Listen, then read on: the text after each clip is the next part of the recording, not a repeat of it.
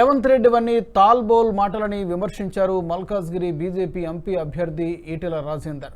సోయి లేకుండా హామీలు ఇచ్చారని, డిక్లరేషన్లు మాటలకే పరిమితమయ్యాయన్నారు. కాంగ్రెస్కి వచ్చే 40 సీట్లతో రాహుల్ ఎలా ప్రధాని అవుతారని ప్రశ్నించారు.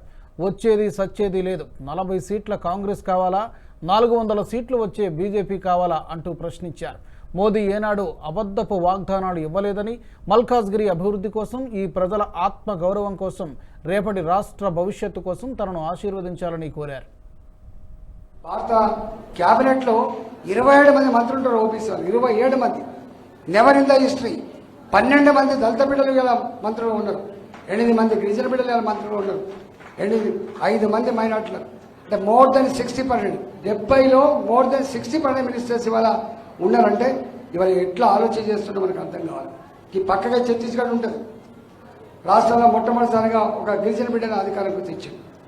ఇవాళ ఇక్కడ కూడా రేపు అధికారంకి వస్తే స్వతంత్రం వచ్చినప్పటి నుంచి ఇప్పటి వరకు ఒక ఓబీసీ బిడ్డ ముఖ్యమంత్రి కాలేదు. ఈ రాష్ట్రంలో మీరు భారతీయ జనతా పార్టీకి అధికారం ఇవ్వండి, ఓబీసీ ముఖ్యమంత్రి చేస్తా అని చెప్పి బాజాప్తా ప్రకటించిన పార్టీ భారతీయ జనతా పార్టీ.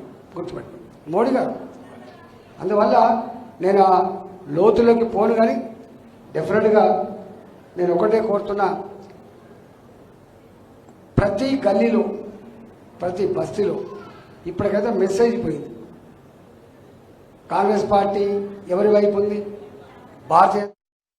ఈ వీడియో మీకు నచ్చినట్టయితే లైక్ చేయండి, 10 మందికి షేర్ చేయండి. అలాగే కామెంట్ల రూపంలో మీ అభిప్రాయాలను మాతో పంచుకోండి. Nationalist hub group of channels ను సబ్స్క్రైబ్ చేసుకుని తెలుగునాట జాతీయవాద జర్నలిజాన్ని ప్రోత్సహించండి. ఈ వీడియో కింద ఉన్న బెల్ ఐకాన్ పై క్లిక్ చేయడం మర్చిపోవద్దు.